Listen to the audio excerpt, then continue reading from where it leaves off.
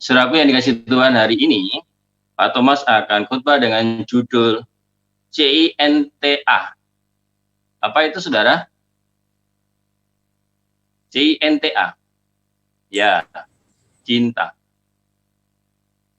Saudara yang dikasih Tuhan, cinta adalah anugerah, betul?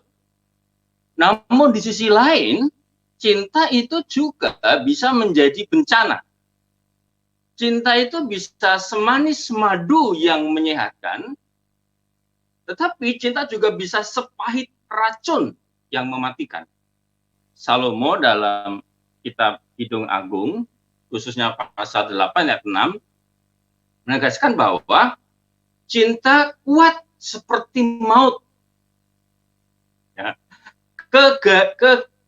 Kegairahannya gigih seperti dunia orang mati. Nyalanya adalah nyala api.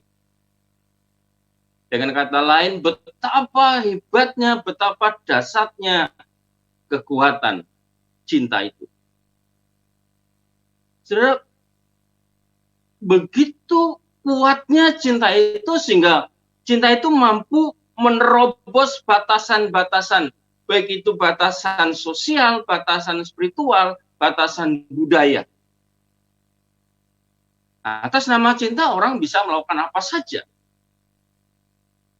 Itulah sebabnya tidak heran kalau kemudian ada orang yang menikah, ada orang yang jatuh cinta dengan orang yang berbeda budaya.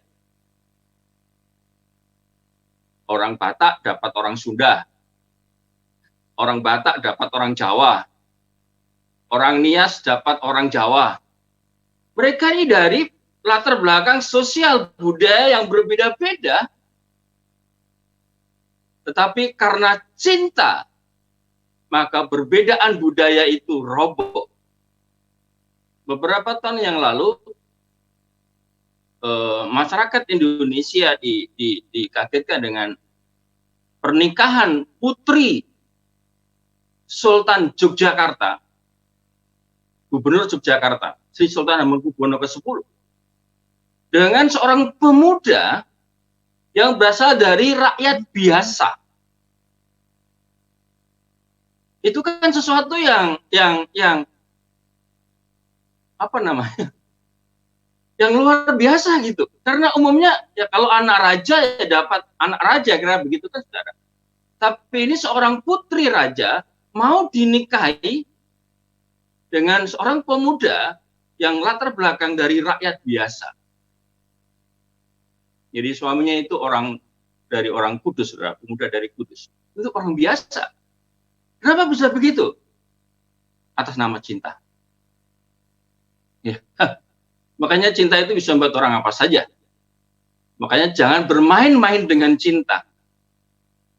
Cinta itu bisa membuat orang bahagia, tapi cinta juga bisa membuat orang menderita.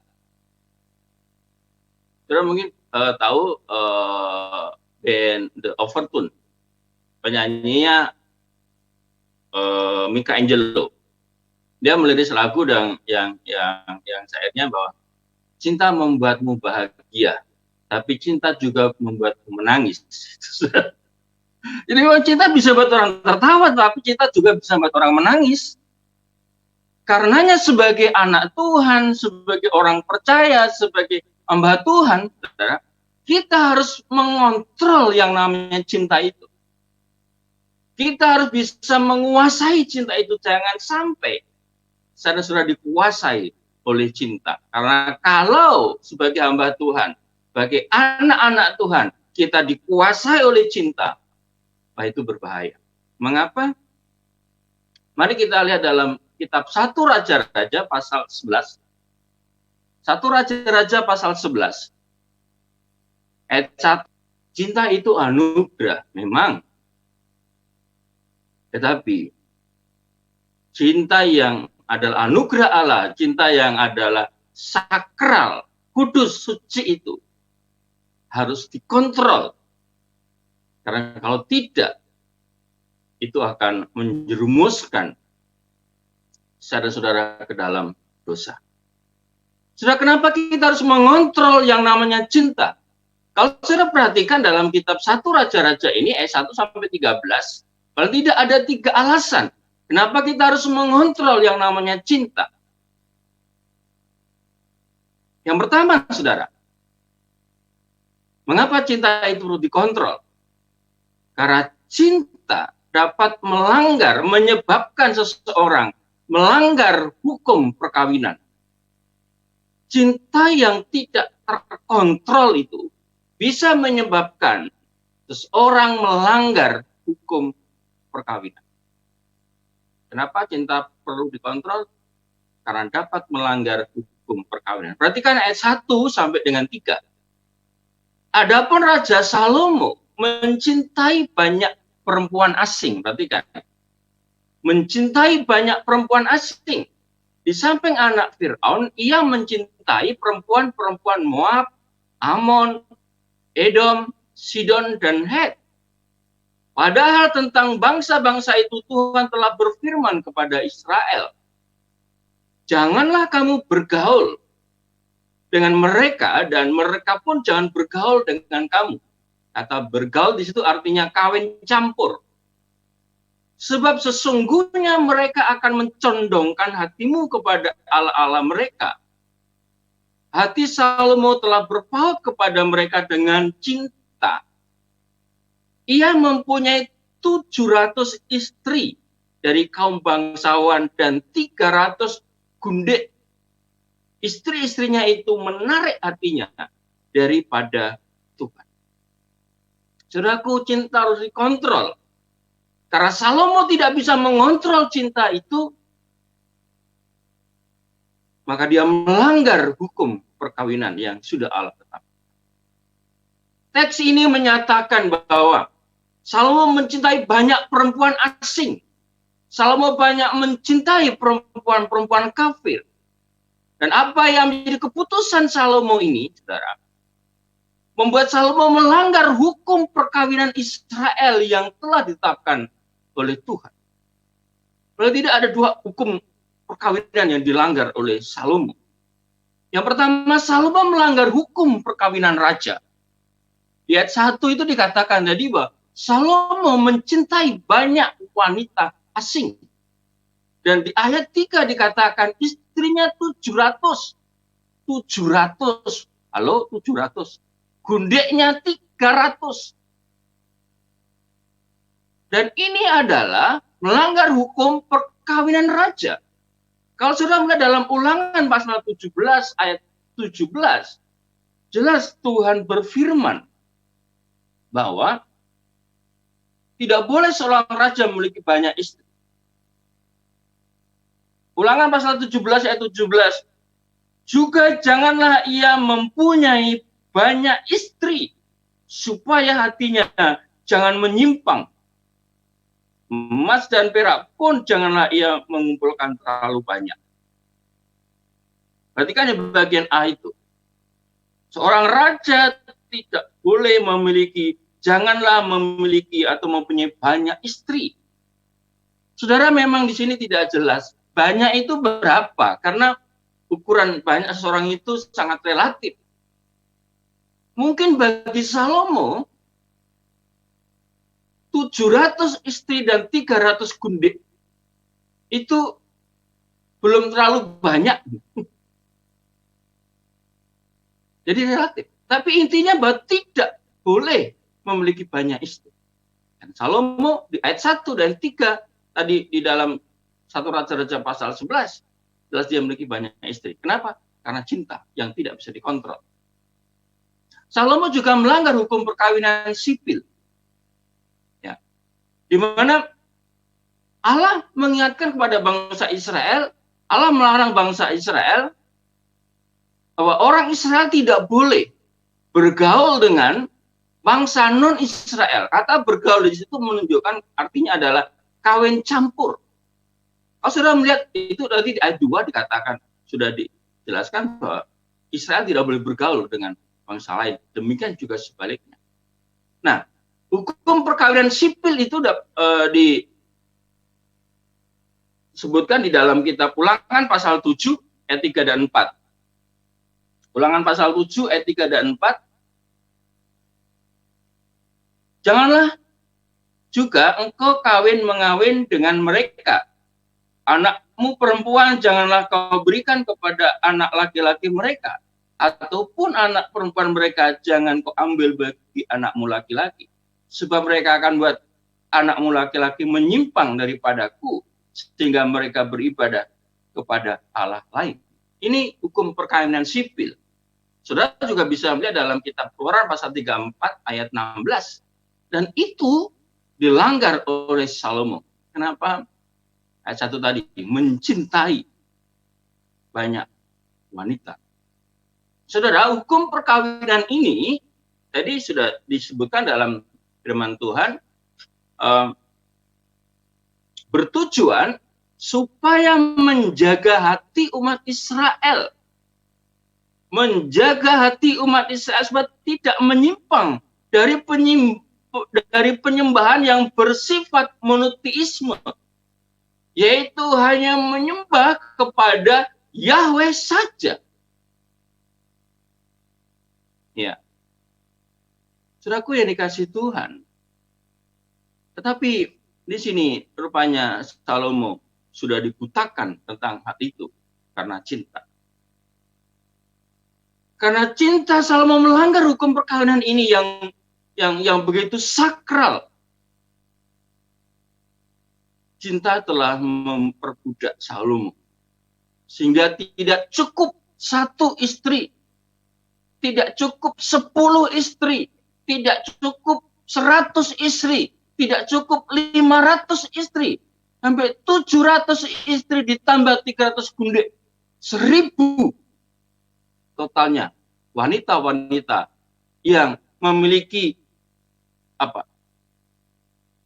peran khusus dalam hati, menempati posisi istimewa di hati Salomo. 1000 wanita. Kenapa, saudara? Karena cinta. Sekali lagi, cinta itu anugerah. Tapi kalau saudara kita tidak bisa mengontrol cinta, itu cinta menjadi bencana. Sudah banyak mahasiswa STT Sola Gracia Indonesia yang berhenti di tengah jalan, yang melanggar perintah Tuhan, melanggar kekudusan cinta itu sendiri, karena dia tidak bisa mengontrol cinta. Saudara, kalau orang sudah dibutakan oleh cinta, maka dia tidak lupa lautan, dia lupa daratan. Hanya ingat lautan saja. Saudara, dulu waktu Mas masih di lembaga lain, saya membidangi di bidang pelayanan, ya, dan pelayanan. Dan saya mendapat laporan dari gereja tempat di mana mahasiswa itu pelayanan, bahwa mahasiswa ini telah melakukan pelanggaran amoral sehingga dikembalikan ke kampus. Nah, yang menyedihkan itu adalah pendeta ini bercerita, Pak, ini mahasiswa ini menurut saya kebangetan. Loh, kenapa? Dia jatuh cinta kepada anak pemudi di gereja kami. Ya, bagi saya tidak apa-apa. Kalau yang namanya cinta, siapa yang bisa melarang? Tapi yang membuat kami sedih dan menjadi prihatin itu adalah dia melakukan perbuatan terlarang itu di gereja ketika kami semua pergi pelayanan keluar kota. Jadi gereja itu sepi memang.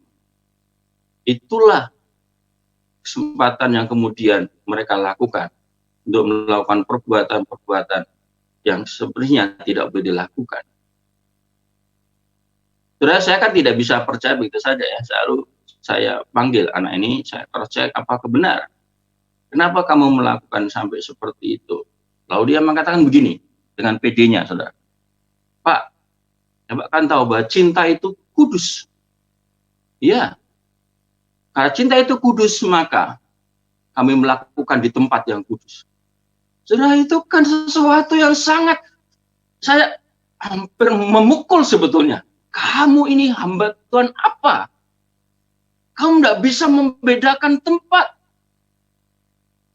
kamu telah menghina Tuhan.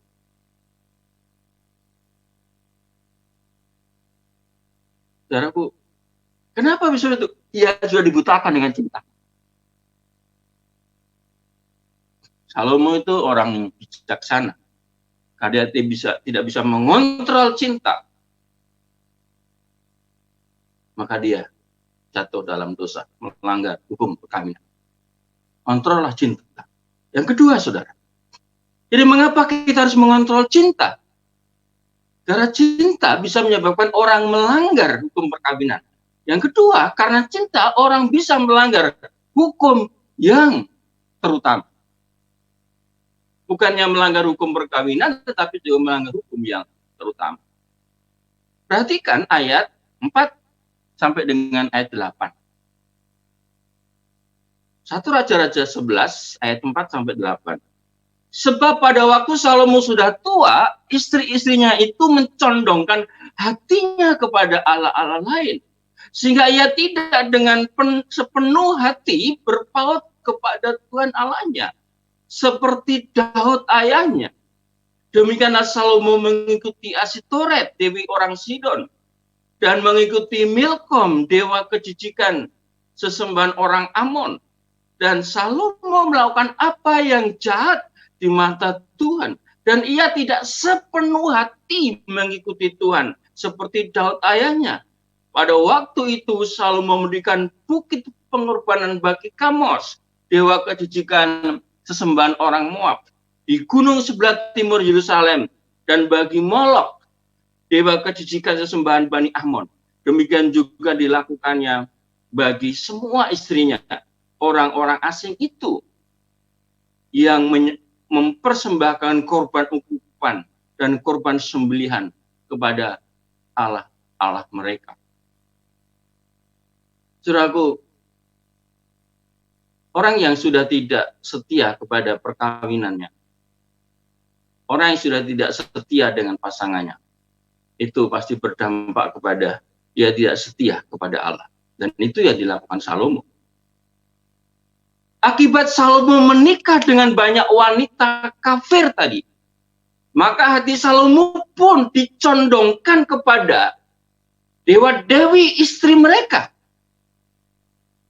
Daripada dia sepenuh hati kepada Allah. Salomo menjadi penyembah yang bersifat politisme.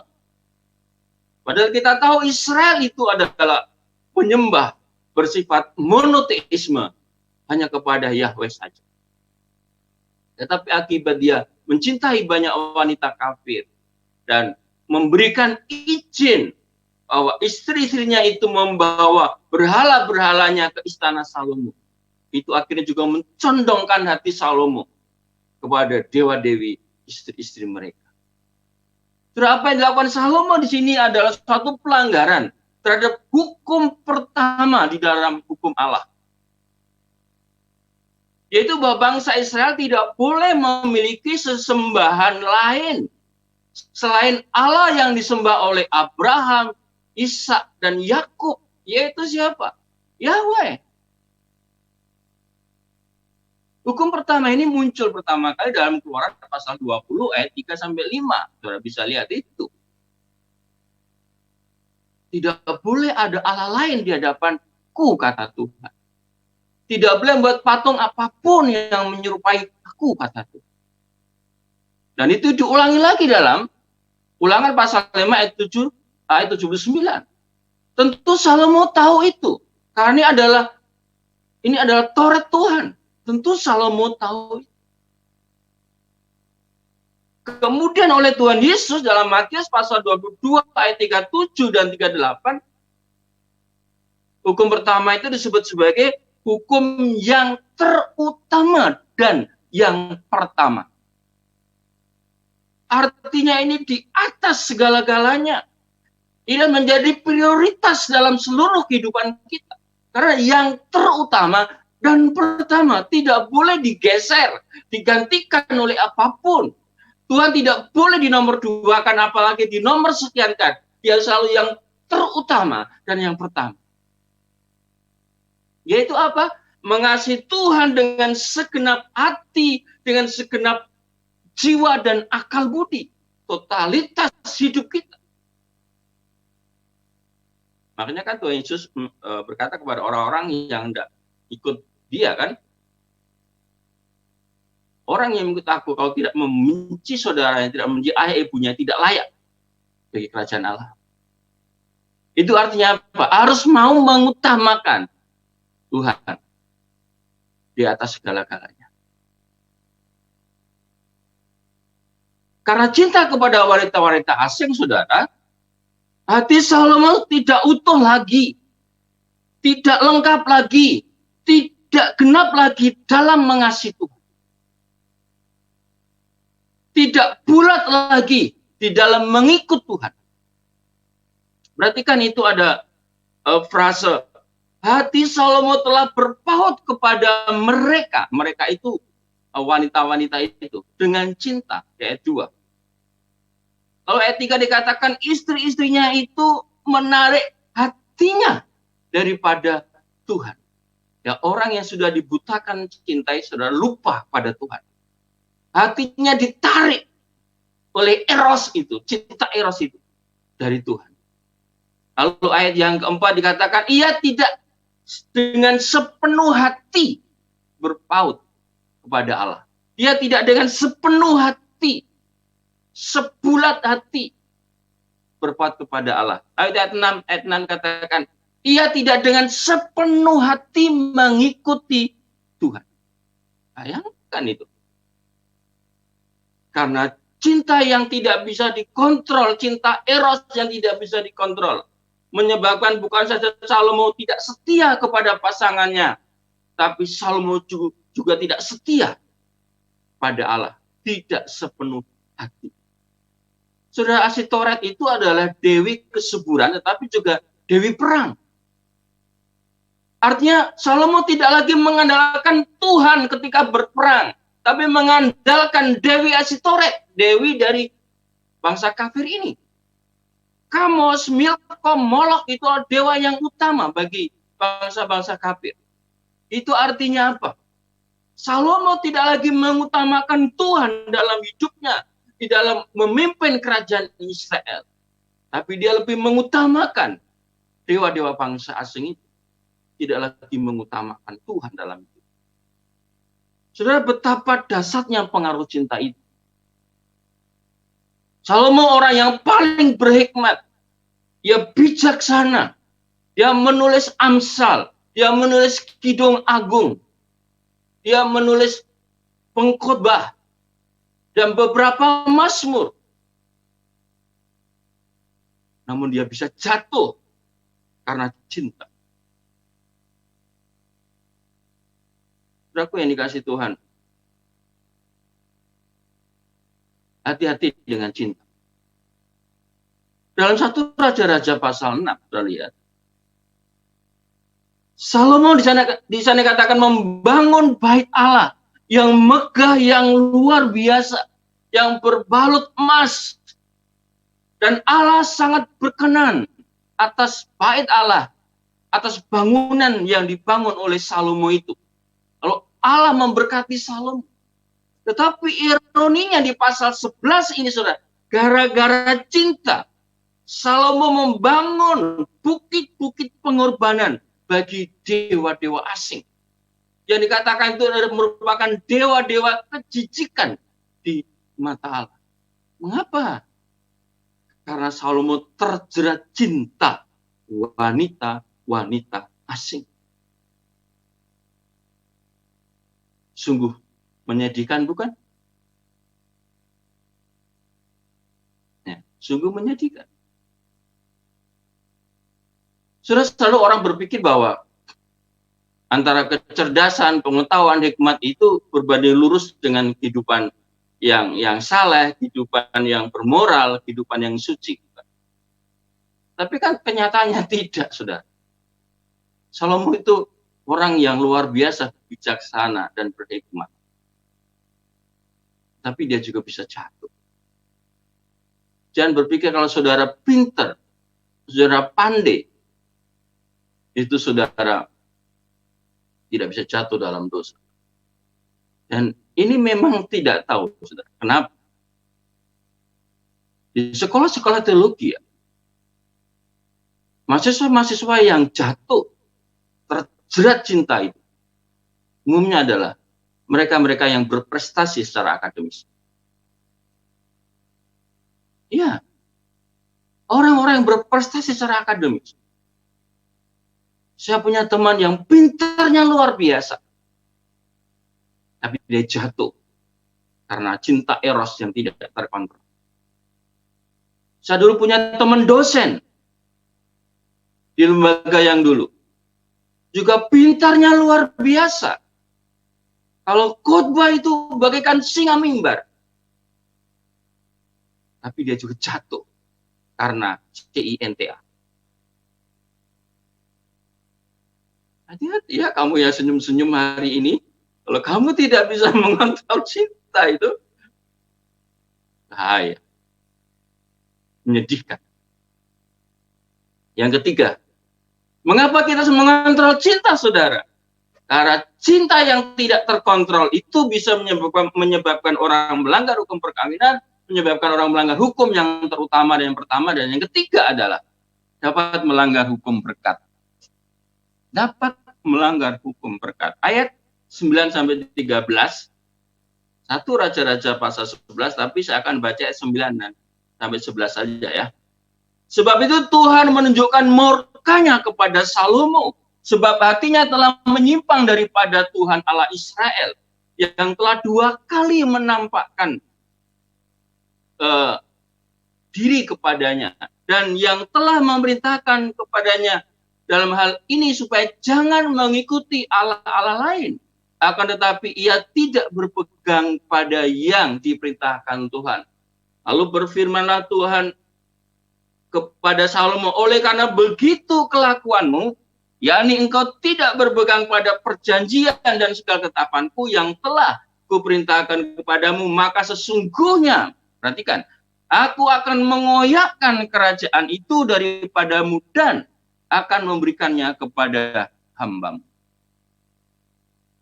Saudaraku, cinta yang tidak dikontrol mengakibatkan reputasi Salomo di hadapan Tuhan hancur, runtuh.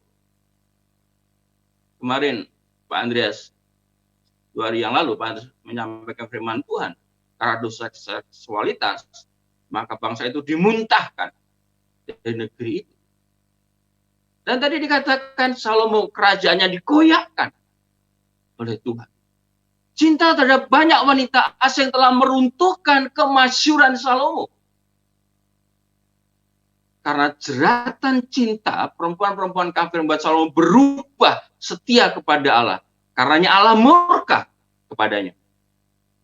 Kerajaannya dikoyakkan, dipecahkan. Dan menyedihkan, Salomo mewariskan kehancuran kepada anak cucunya. Memang pada waktu Salomo masih hidup, kerajaan itu masih utuh, belum terkoyak. Tapi ketika Salomo mati, maka dia mewariskan kepada anak cucunya kerajaan yang terbelah.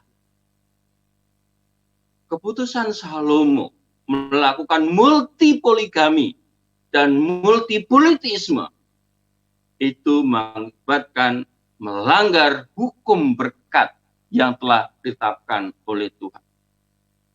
Hukum berkat yang pertama tentu kita tahu, itu muncul dalam Ulangan pasal 28 ayat 1-14. Nanti saudara baca sendiri. Ulangan 28 ayat 1-14. Intinya kalau saudara mendengar firman Allah dan melakukannya, maka saudara akan diberkati oleh Tuhan. Dan secara khusus itu disampaikan Tuhan kepada Salomo di 1 Raja-Raja pasal 9, 4, dan 7. Kalau Salomo, nanti saudara baca, ya, 1 Raja-Raja 9, 4-7. Kalau Salomo setia kepada Allah, maka Tuhan akan mengokohkan kerajaannya. Itu kan? Ya. Kalau Salomo setia kepada Allah, maka kerajaannya itu akan diteguhkan untuk selama-lamanya. Itu hukum berkat. Tetapi karena Salomo tidak setia kepada Allah, maka tadi Allah murka dan mengoyakkan kerajaannya. Reputasinya runtuh. Saudara, kemolekan gadis-gadis pemuja Kamos, Molok, Asytoret, dan Milcom telah membuat Salomo mabuk cinta. Sehingga ia lupa akan hukum berkat yang telah ditetapkan Tuhan. Ini namanya cinta membawa sengsara. Sungguh tragis, bukan? Itu sampai dengan ayat 13. Beberapa waktu yang lalu, kita semua di kalangan hamba Tuhan dikejutkan dengan ada seorang hamba Tuhan yang hebat, hamba Tuhan yang terkenal, gerejanya sedang berkembang. Luar biasa. Tapi dia dilaporkan melakukan pelecehan seksual dengan seorang jemaatnya. Dan kemudian hamba Tuhan ini dipolisikan. Dan pada akhirnya hamba Tuhan ini harus mendekam di penjara. Ini hamba Tuhan yang luar biasa, dipakai Tuhan luar biasa. Gerejanya besar, anggota jemaatnya ribuan. Nah, tidak bisa mengontrol cinta eros itu. Menyebabkan sekarang bukan saja reputasinya runtuh, hancur. Tapi dia mendekam di penjara. Menyedihkan, bukan?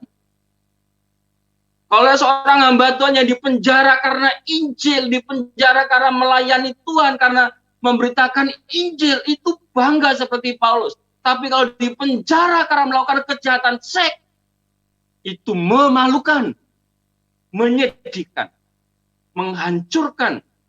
Bukan saja reputasi dia, tapi reputasi atas nama hamba Tuhan. Terutama adalah, saudaraku yang dikasih Tuhan, semua orang mempunyai cinta. Betul? Dan semua orang berhak mencintai dan dicintai. Tapi ingat, semua ada waktunya. Semua ada koridornya. Cinta itu tidak dosa. Yang berdosa adalah kalau sudah salah mengimplementasikan cinta. Kalau sudah salah memaknai cinta itu. Cinta itu kan memang sesuatu yang tidak bisa didefinisikan. Perasaan yang nggak bisa didefinisikan. Cinta itu misteri. Ya. Tapi karena cinta orang bisa senyum-senyum. Dengan cinta juga orang bisa meratap, menangis. Cinta itu seperti api yang bisa menghangatkan, tetapi juga bisa menghanguskan. Hati-hati. Cinta itu seperti air yang bisa menyejukkan, tapi juga bisa menghanyutkan. Karenanya hati-hati dengan cinta. Salomo, karena tidak bisa mengontrol cinta erosnya, maka ia jatuh dalam dosa. Ia berubah setia kepada Allah. Dia tidak hanya berubah setia kepada pasangannya, tapi dia berubah setia kepada Allah. Salomo itu boleh dikatakan seperti apa yang dikatakan Paulus dalam Galatia 3 ayat 3. Yaitu memulai dengan roh, tapi mengakhiri di dalam daging. Saudara, mari kita kelola cinta itu. Kita kontrol begitu rupa, segala sesuatu ada waktunya. Kita harus memulai dengan roh, maka kita harus mengakhiri pelayanan ini juga di dalam roh. Selamat pagi, Tuhan Yesus memberkati kita semua. Amin.